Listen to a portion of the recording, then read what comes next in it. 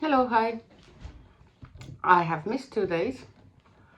A few things went on for me. I had my birthday. I didn't do anything big, but I had no plans. But the day turned out to be really, really good with completely unplanned meetings and lovely lunch and all of this, even though I couldn't even go out for dinner with my husband because he was so busy. He had a big deadline coming. But it was still a very, very nice day in so many ways. We're gonna go and have my birthday dinner together with my husband tomorrow. Then we can relax a little bit more. Well, he can, because somebody has to work in this house. What else? I have a few things to talk. As always, I come here unplanned. Not always. Sometimes I come here with a plan. For example, that time when I came, my last video, I came here with a plan to talk about my tooth health and the session I had with a psychic. Today I am not here with any such stories, just bringing my energy out, speaking, and whatever comes up, speak whatever comes up. And what I want to say now is actually this. So, yesterday I had a lovely day,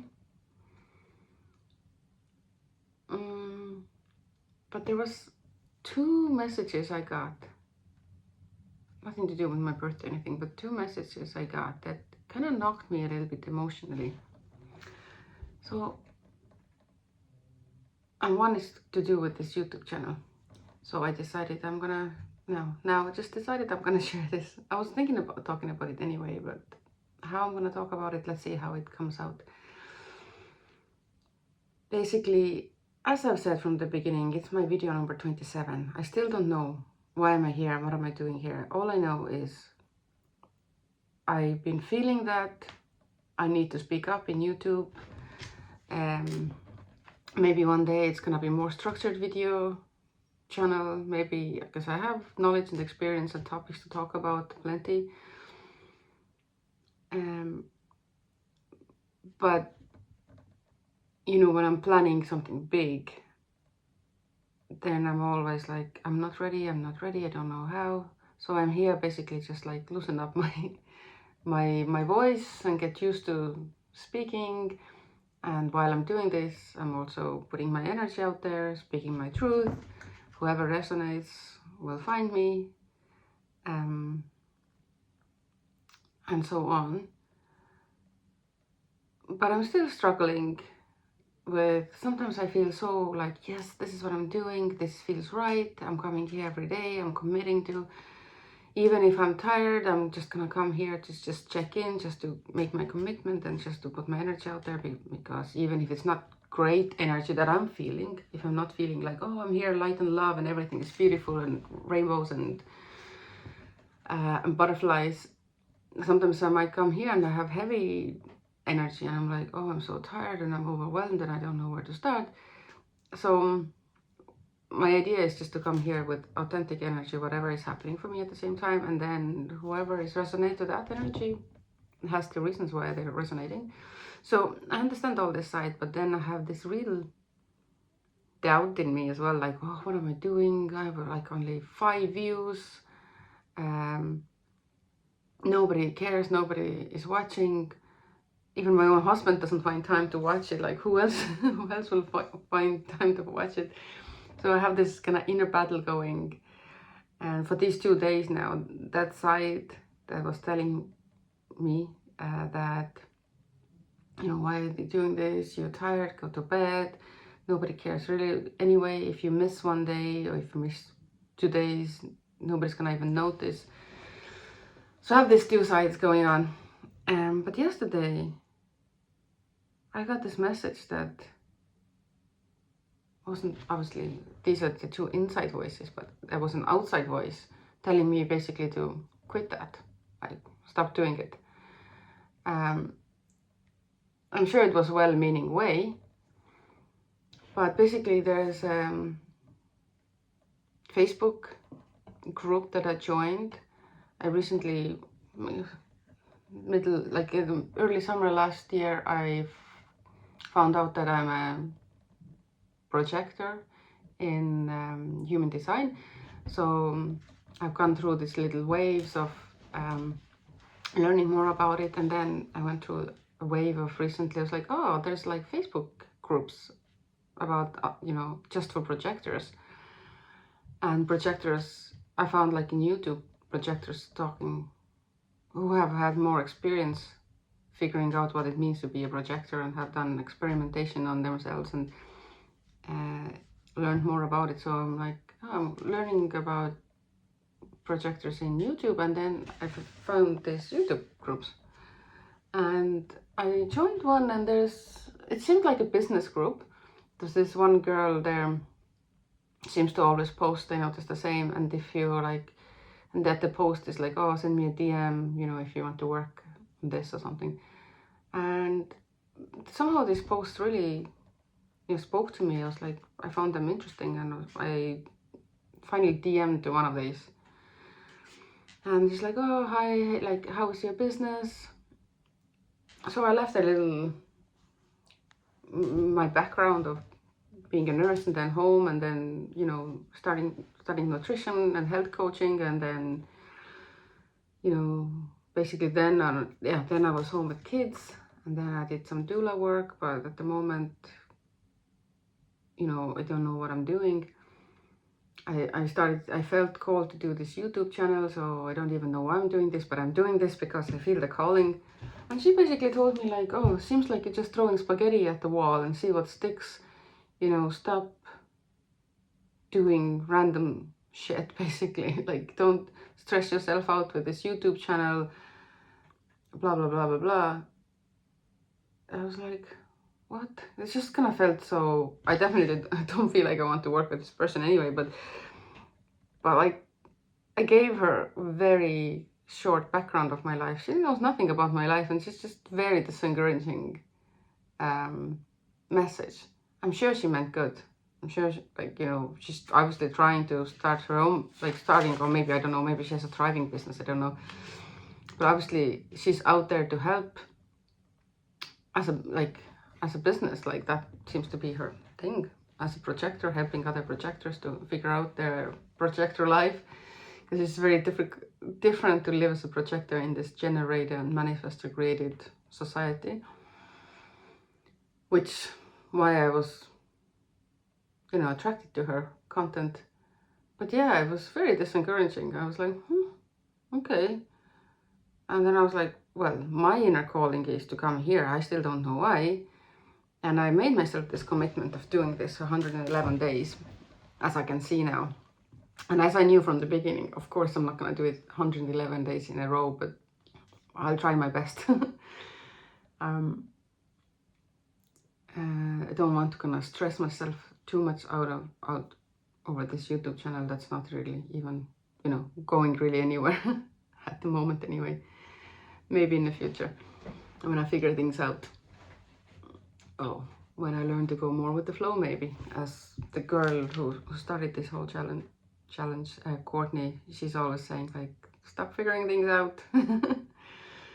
So yeah, that was discouraging. I just made up a new word there. Discouraging is the word I was looking for. But yeah, and then I had another message as well.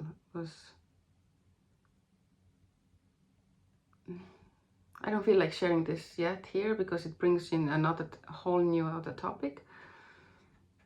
But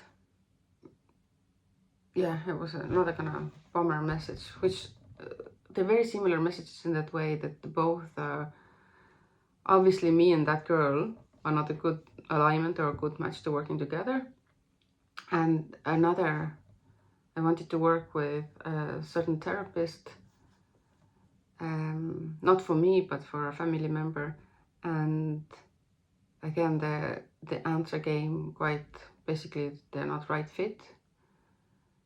And I basically should escalate things or whatever.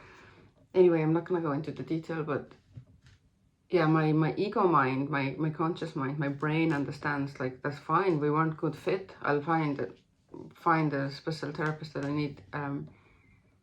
I find the one that is good fit for us in time, but that's fine. That wasn't the, not every first therapist. I literally went Google, who is the closest to me, basically. So maybe I usually don't do,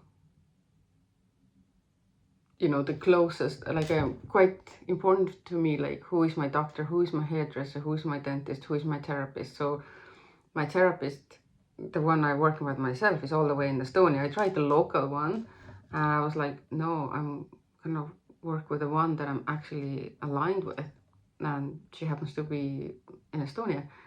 My dentist, I'm having an hour's drive minimum, unless I get very offbeat traffic time.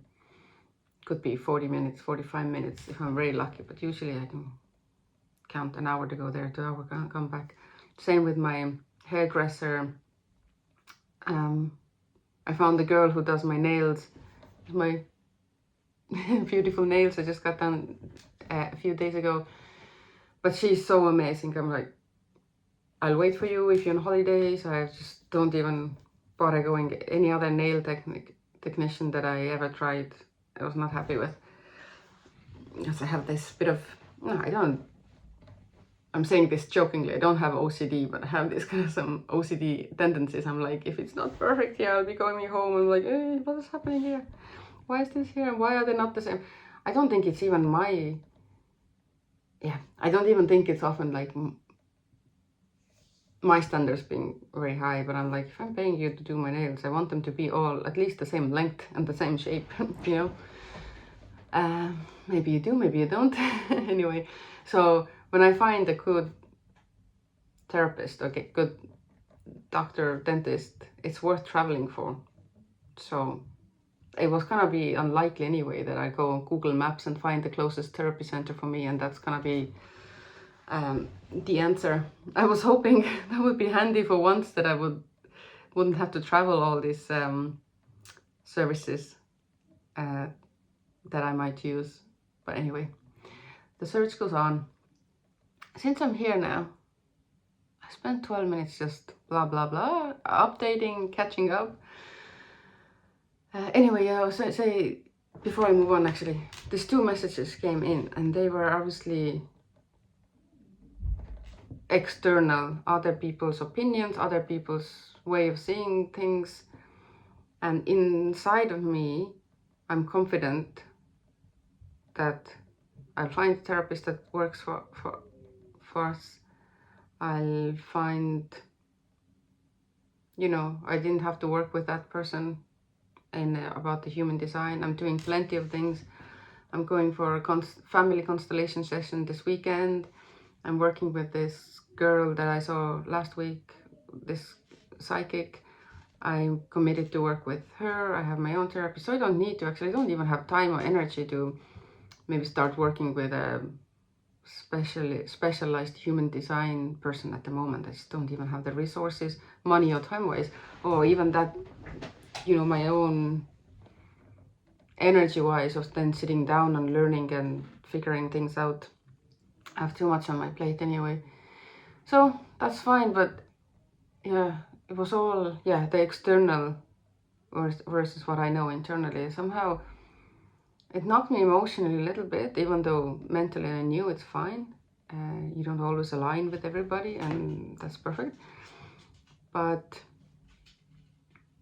somehow both of these messages left me more secure in my heart of knowing of what I need to, or what I want to do about both of these topics, which is actually good. This was like a little test of, am I listening to my own heart, even though maybe I don't understand why mentally, but am I listening to my own heart, or am I listening to other people's external opinions? So I was glad to pass the test for myself in my own head, in my own opinion, because I do trust my own intuition and my own decision making. Okay, since I'm here, I've been saying that there's something, a family decision that we made that's changing our family life, and especially my life, a lot, that I've been gonna keeping back. I am, since I'm here and I have time, and I'm here early, again, I'm not here at like after midnight, just quick check-in. So I will bring in a new topic. So this family news that I've been alluding to is this. We have decided to take our seven-year-old son, who just turned 7 on Christmas Eve. We've decided to take him out of school for homeschooling and specifically unschooling. For how long, we'll see. But that was a big decision for us. But I feel so good now that I finally have settled into this.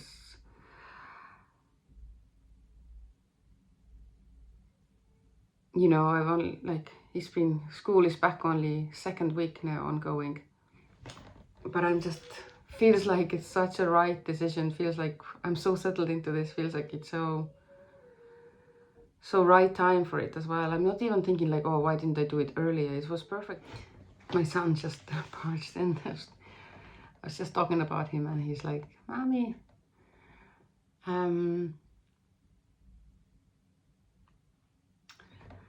yeah, back to, yeah, we decided to do homeschooling for him now. The 10-year-old is still going to school.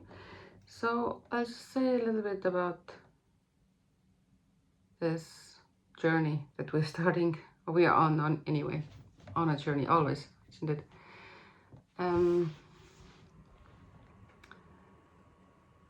So I have gone down to many rabbit holes. I had, to the point that I gave birth to my children at home, what I've mentioned before. I've gone down to the rabbit hole of school system. From the beginning, I knew that I don't want my children to go to mainstream school, especially here in Ireland. Most schools are even separating the boys and the girls, and I have a boy and a girl. I would have to bring one child to one school and then run to the next school every morning and pick up the same. So purely like the inconvenience of having them in 2 different schools. But never mind that, for me, school is not only about learning knowledge. It's also where you spend all your childhood, so much of the time. So it's also a social environment. So it's so unnatural to have boys and girls separated in that manner for me. I just can't get over it. I'm here in Ireland 20 years and it makes no sense to me. There are more schools now that are mixed, and one opened close to us as well. But to be honest, actually, when my daughter went to school, that school wasn't available here. And don't think she could still go there because they don't have those older classes. So they would be still in 2 different schools. My number one priority,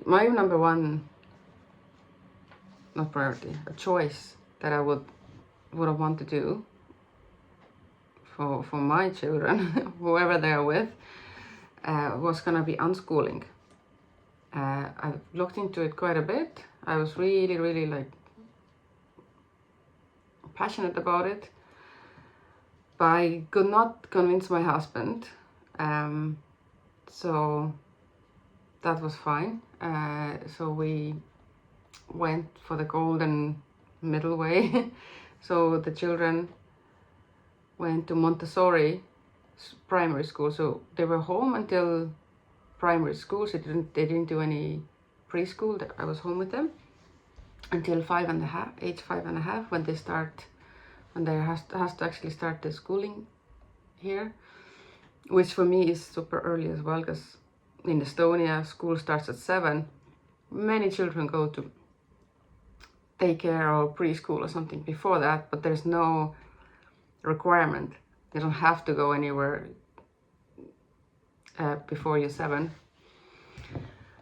And so for me, it's a little bit unnatural to go so young. Most children here in Ireland go to school already at 4.5 to go actually primary school. Yes, it's kind of playful and it's not so structured as the later years, but it's still school is school. I'm not gonna get into the whole school rabbit hole now, but basically, so we found even the decision where we bought our house was connected to the school already, because there's not two, I think in Dublin there's 2 Montessori primary schools available only. So yeah, and I quite settled into this.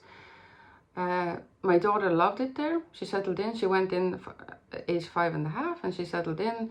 So in Montessori school, they also have mixed ages. Not only that the boys and girls are mixed, but also they have typically 6 to 9, no, 3 to 6, 6 to 9, and 9 to 12. So they have like these 3-year-old kind of pods. So they have a little bit of variation in their ages, but not too much as well. So they're still kind of similar. But in our school, it's quite small school, and they don't have enough children to have, and space to have 6 to 9 and 9 to 12. So it is actually from age 6 all the way to 12, and then when they turn 13, also 13 then. Until they go to secondary school here, or high school, if you call it high school.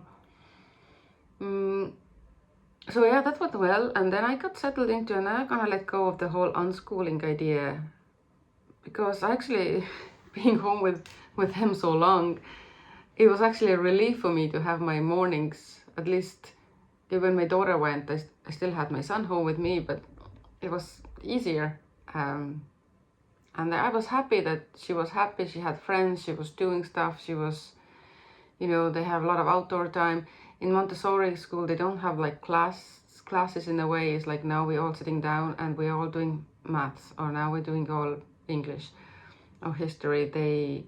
Everybody's learning whatever they are learning themselves, so they have a lot of freedom to, you go into the classroom at some point, somebody might be reading a book, somebody might be doing some art, somebody might be on the floor doing a project about Egypt or building a volcano or whatever. So they have a lot of freedom, and even they go to school as well. So in the morning they have like work time, so they have play time. They're completely free. They can go outside and play, and then they have work time, in which time they have to choose some work. But what work they choose is their own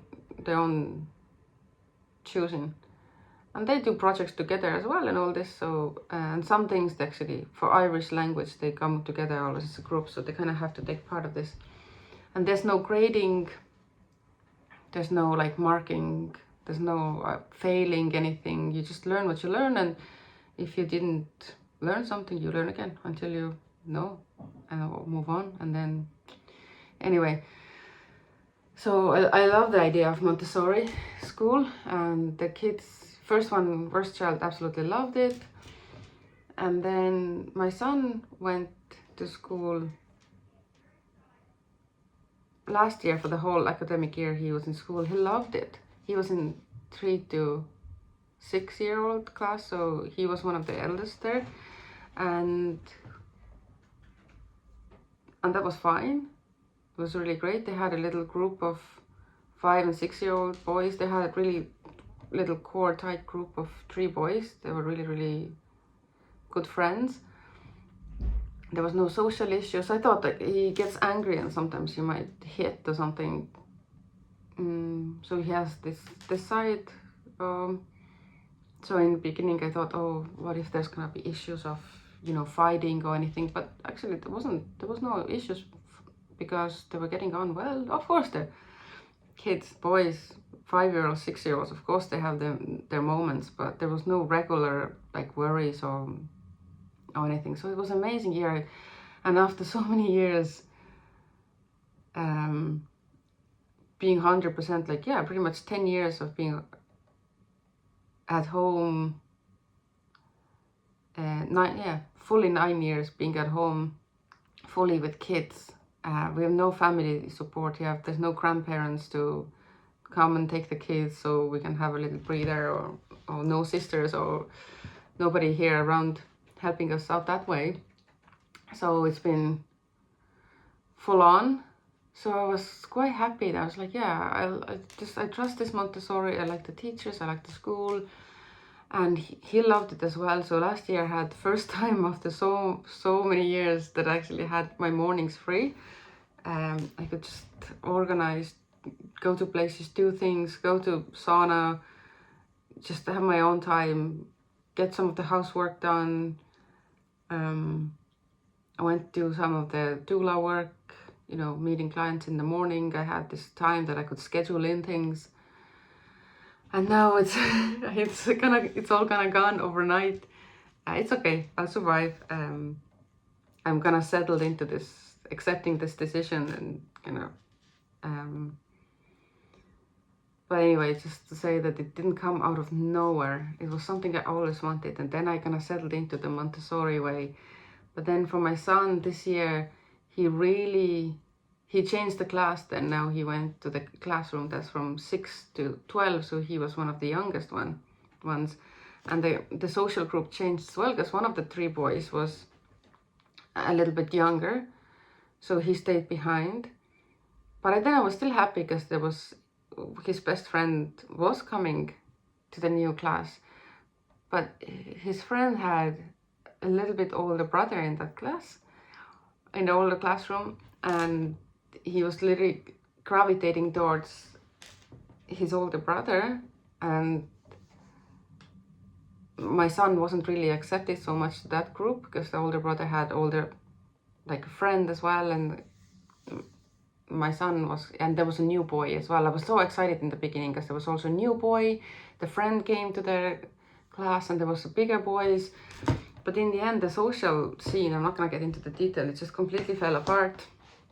And the new classroom is also noisier, it's busier, there's more happening. Then the new teachers, so a lot of change. So I can't even put my finger. Of course, he's probably looks like he's on the ADHD spectrum somewhere as well.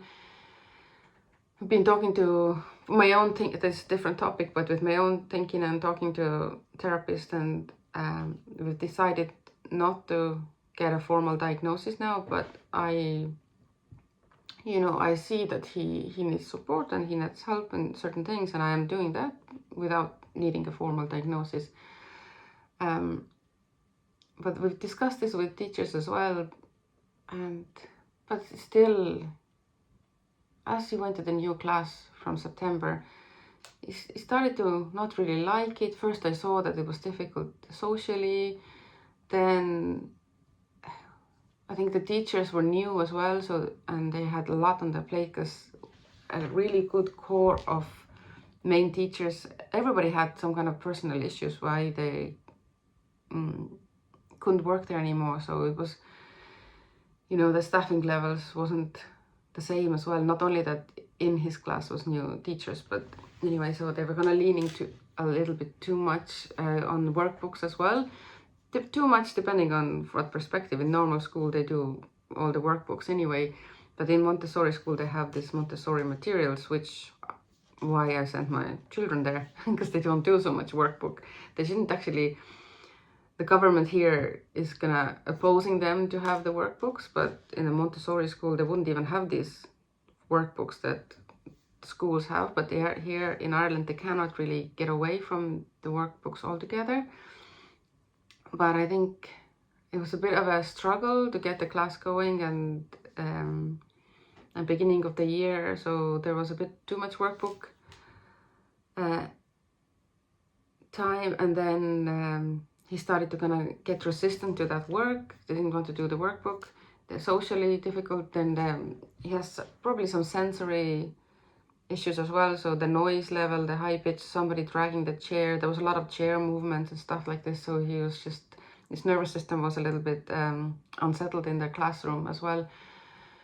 And so everything coming together, he just started to like not want to go to school, and over like September and October it was getting a little bit worse, but it was fine. I was like, okay, it's normal. It's a little bit of a struggle in the new class, a lot of change, but then came the Halloween break, and then going back to school. After the break, it's difficult to go back anyway, because he had already, I could see that he has quite a strong resistance at this stage already. And then when he had the week off, it was quite difficult to go back. And the main teacher from the class was away on holiday, so there was another teacher in there, so everything kind of changed. So he's already getting used to these teachers, but then suddenly there's a change in the teachers again, even for the 1 week. But it was critical timing in a way that he needed it to be very calm and, you know, easy for him to go back, because it was already hard to go back, but he went back. It was hard to go back, but it was also, everything was upside down. I think it was a very difficult week for everybody, for the teachers and for the other kids as well. But he was already in this very vulnerable situation, so he really started to not want to go. And then I was away. I was then going away to India as well soon after. So probably that, obviously he didn't want me to go. He was safe and fine at home with his father, of course, but you know, it was difficult for me to go away as well. I even considered, should I go or should I not go? I really had to sit down with it, talk to my own therapist. I had to do some kind of, I really had to sit with it. Is it okay if I go? And in the end, I decided I'm gonna go. It felt right, and I don't regret that I went. It's not only that because I went to India, everything went to bad, but it was definitely something that played a role as well. At home with neighbors, he has been having, it was difficult, intense relationships as well. So many things kind of culminated to this, that he just started to resist more and more to school, to the point that even if he went to school, he didn't want to do anything. He would just like hide up behind the couch or run away. That's one of his triggers. He'll run. He wants to run away, which is always been his typical behavior. If he gets upset about something, he needs to kind of run away and run to his room and be by himself for a few minutes to calm down. And then I know already, and I was talking to teachers as well, like he needs that time, because if you go right away and trying to coax him out of his hiding corner, he's just gonna get more and more upset. But anyway, as the resistance to school grew, this running away started to become, he just basically just didn't want to go to school. He didn't want to be there. Anything even was breathing wrong or whatever, you never know what was going to be the trigger that he would like.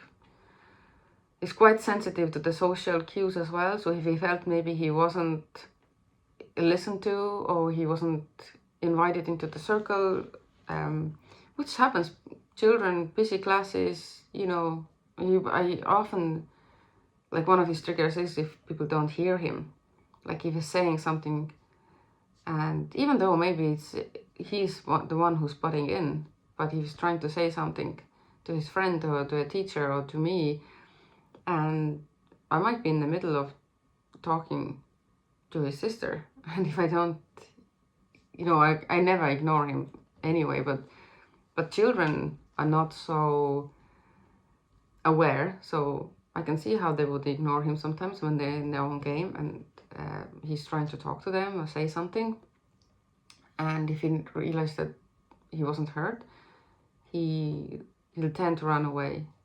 But then in the school there wasn't nowhere to run as well. There wasn't like at home you can run to his room or to our room and in a bedroom or wherever. It's fine, it's safe, but there wasn't really a place to, there wasn't like a safe place to run to as well. So he used to run to toilets and try to lock himself into toilets, things like this. So anyway, all this was getting very, very intense. And the teachers then, of course, the last day in school before Christmas, told me that they can't manage him because it takes a lot of time from the teachers, and you know, what can we do to help him? And then we were thinking of maybe, you know, getting him a support person to school, and we'll see how that goes for maybe for maybe a month or few months or something, just to have some more support. But in the end, and we were actually already thinking who can that be, and we were talking to 1 or 2 people, can somebody come and help us out here for like some morning hours, Monday to Friday. But in the end I was like, you know what, I always wanted to, my number one choice would have been homeschooling anyway. I mean, homeschooling, by homeschooling I mean completely unschooling. If you don't know what it is, then unschooling is a form of homeschooling, but you don't sit down to do any formal lessons. You're not like, you don't have a schedule. You don't do like home Montessori or homeschool in a way that you have a schedule. Okay, Monday mornings we sit down and we do maths and we do this and this and this. Unschooling is you just basically live your life. So some families, obviously broken families, who they really don't care about the children, and they don't, you know, really don't care about their welfare and their education, and these children are just left to their own devices. So it's not that. It's just like you live your family life, you do things, you facilitate your child's interests, whatever the interest. If they're interested in dogs, maybe you get involved with like shelter. If they're interested in space, and there's like exhibition in town, you go and see that. You go to library to get the books that they're interested in.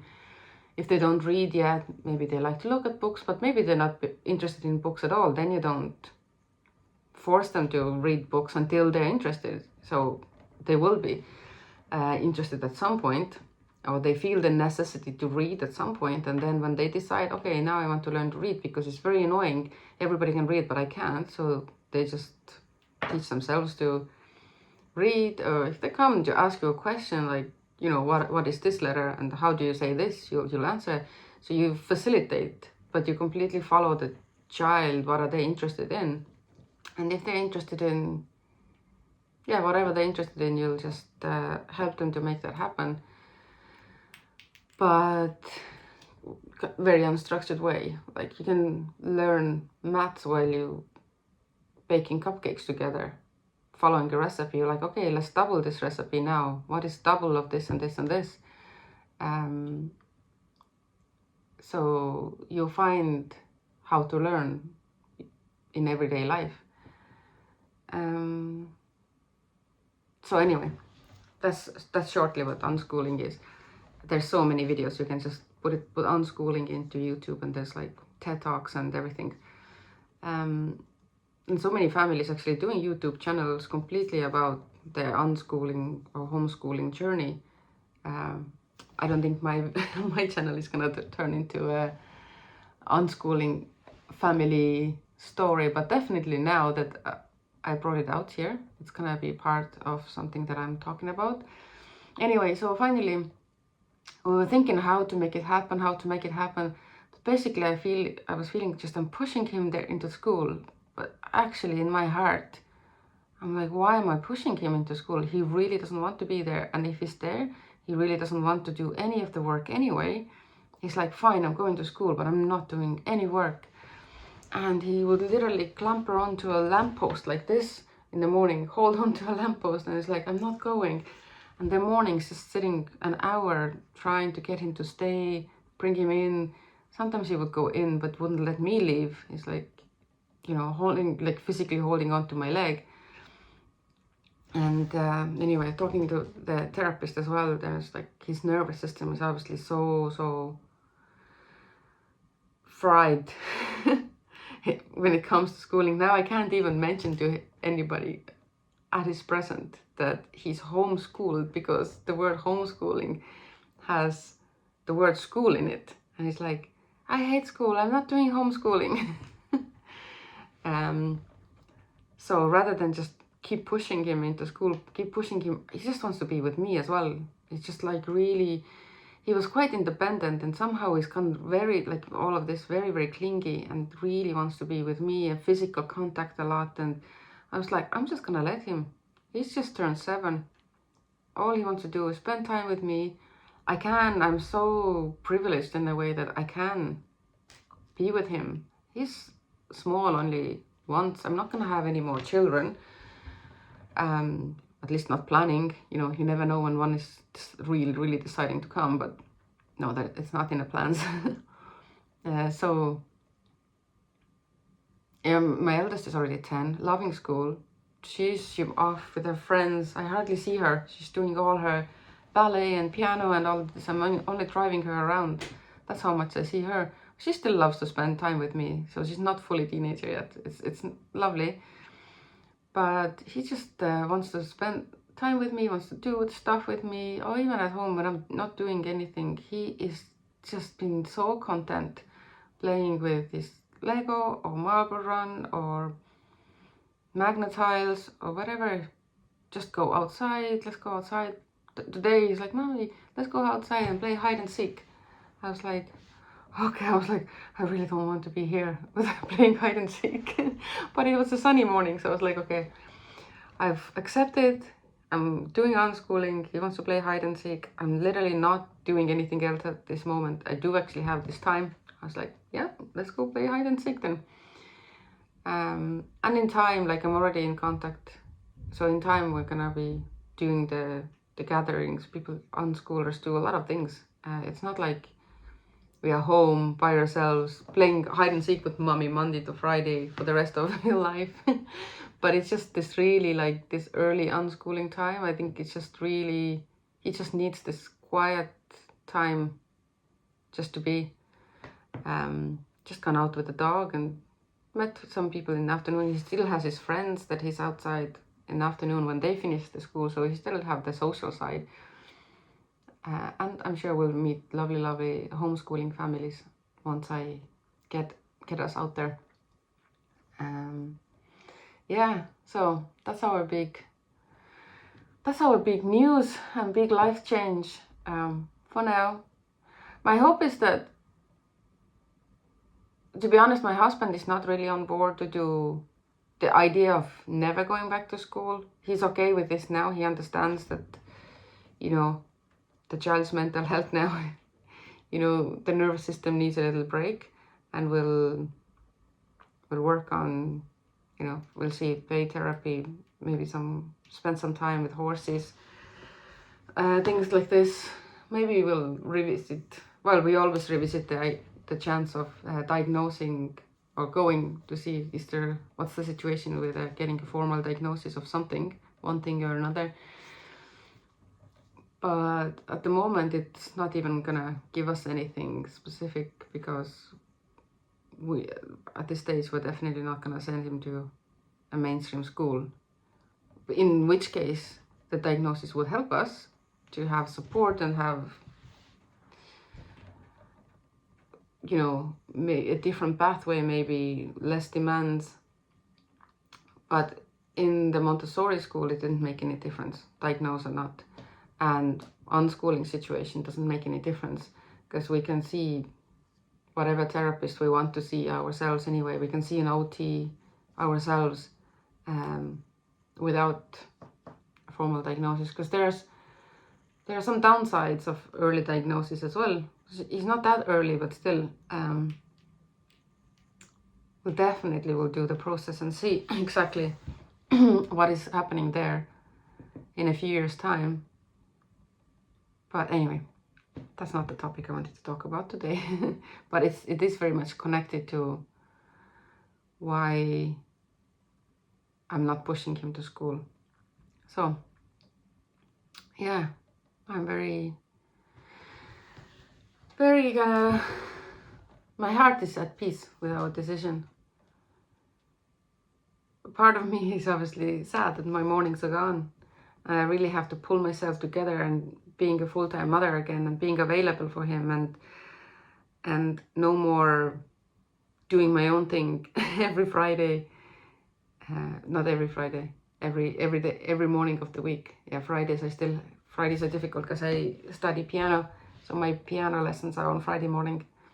I need to see can I get a better time, because I also don't want him to be on the screen. So that was one of the conditions. He stays at home, but it's not like he can stay at home and just watch TV all morning. So the TV doesn't even go on, even though in unschooling families often they allow the children to follow the interest to the extreme, even to the point that they can watch as much TV as they want or play computer games or iPad or whatever. For me, not that young yet. I won't entertain that idea. If you're bored, you're bored. Find yourself something to do. My new comeback is like, are you bored? Or do you want to go to school? No. Okay, then that's part of being bored. Be bored until you have an idea, because as you know, whoever has children or remember being a child, I remember being a child myself.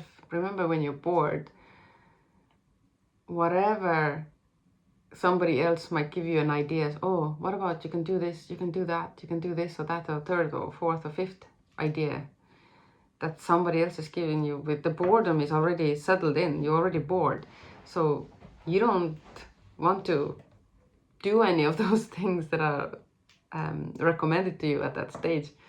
So I've seen so clearly with my children as well. It's like, oh, I'm bored. Okay, well, be bored then. Oh no, I'm so bored. What can I do? I'm like, do you want to read a book? No. Do you want to go for a walk? Let's take the dog and go outside. No. Do you want to go on a trampoline? No. Do you want to paint? No.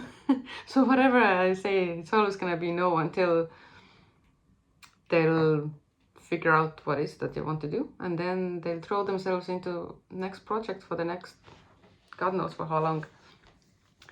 Anyway, that's our news. This is how I feel about it. I'm quite excited about it, quite settled, peace in my heart.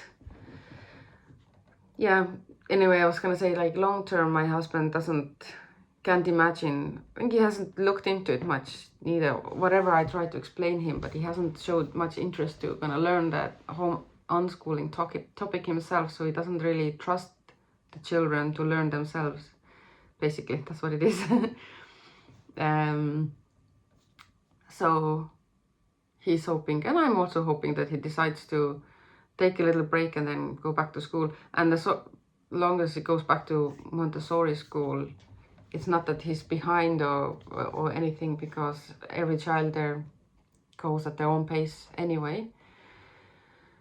So returning to school, to Montessori school, is not so difficult as it maybe could be returning to mainstream school, even though schooling systems are very different in different countries as well. So depending where you're from when you're listening to this, I can compare Estonian and Irish school systems. Definitely would be much harder to be doing unschooling and then returning to school in Estonia.